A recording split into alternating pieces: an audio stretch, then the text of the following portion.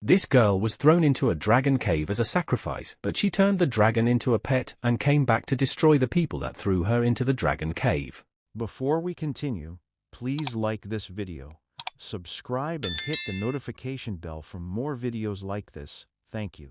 A king of a kingdom called Uriah came to a cave with his most powerful warriors to kill a dragon that lived near their kingdom. As they were searching for the dragon, they saw 3 babies of the dragon. The babies' dragon were the last in line of the dragon, and so the king ordered his soldiers to kill them.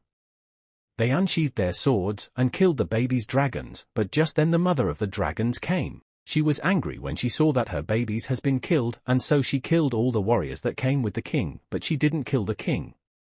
She told the king that killing him will be an easy punishment for him and told him that him and his every generation will sacrifice 3 of their daughters to her until her last breath.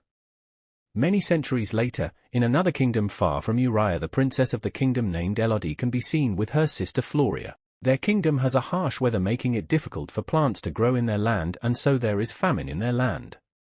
When it started getting dark, Elod and her sister went back home. In the palace, Elod's father and her mother called her and told her that Prince of Uriah is asking for her hand in marriage. They told her that Uriah is a blessed kingdom with good weather and abundant food, and that the condition of their people will start improving if she agrees to marry the Prince of Uriah. Elod was skeptical about it, but thinking that it will improve the condition of living of their people, she agreed. The next day, Elod, her sister Floria, her father, and her mother set off to Uriah. When they got there, they were received in the shore and brought to the palace of Uriah in a beautiful chariot made of gold. They were all amazed by the extravagant show of wealth and even the beautiful palace, which is far more beautiful than their own palace. Floria admired the palace and said that she has never seen a palace this beautiful. Her mother reprimanded her and told her to compose herself so that the king and queen of Uriah will not look down on them.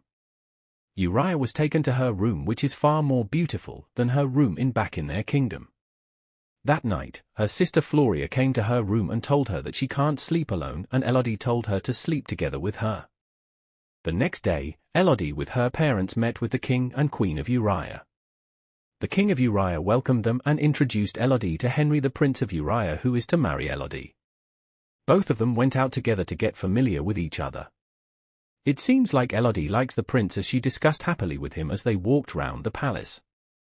The next day, which is the day of their wedding, Elod was dressed up by some servant and they were wedded by a priest.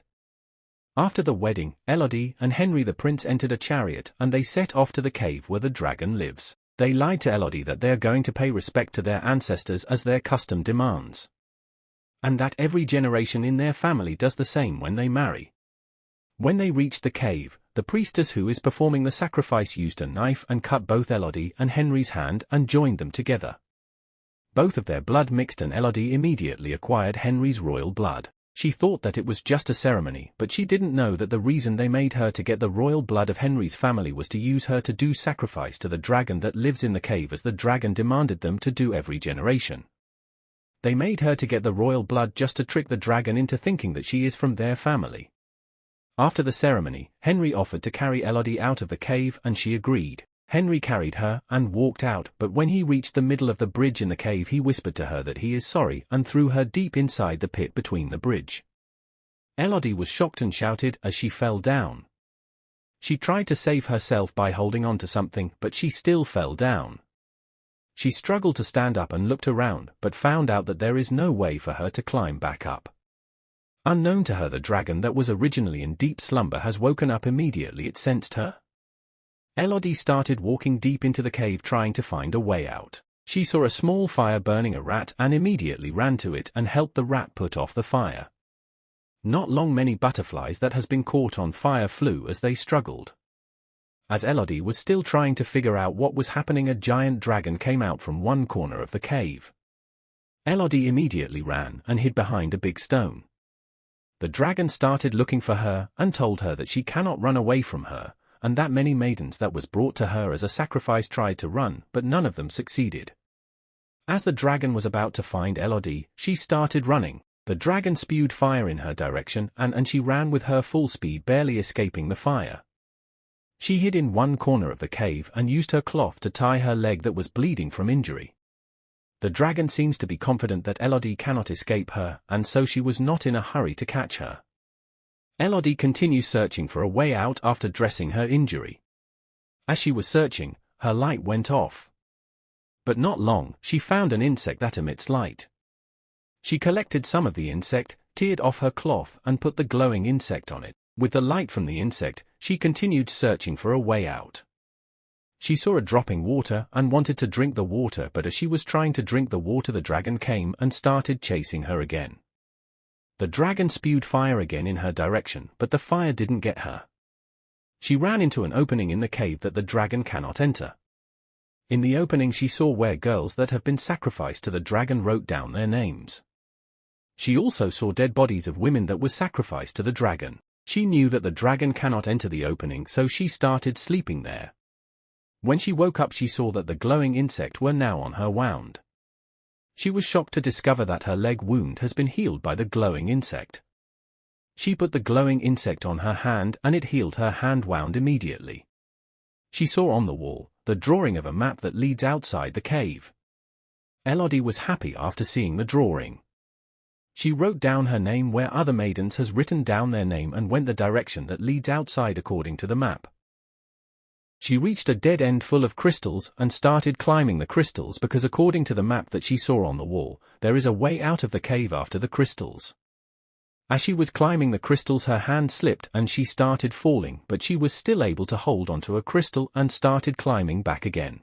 When she reached up, she saw an opening that leads outside the cave and was happy, but when she went closer she was sad again to discover that she cannot get out from the opening because it is very high.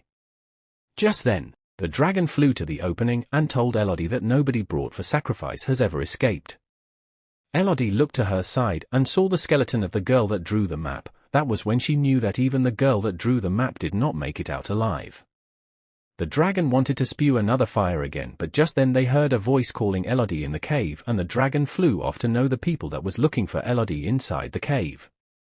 Elodie also went back inside the cave because she recognized the voice as her father's voice. When she got there, she hid somewhere and saw the dragon kill her father's men.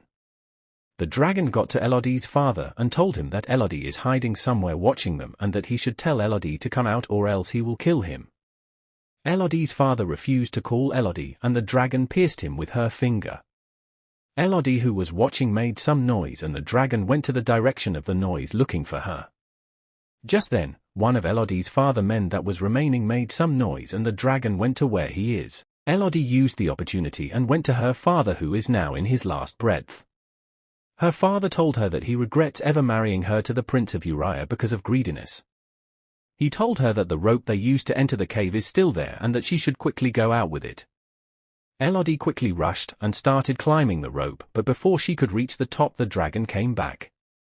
The dragon spewed fire on the rope and it melted. But luckily for Elodie, she was able to reach the top before the whole rope melted. She saw a way out of the cave and immediately ran out.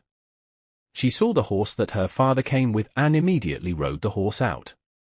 The dragon became angry after Elodie escaped and started spewing fire everywhere.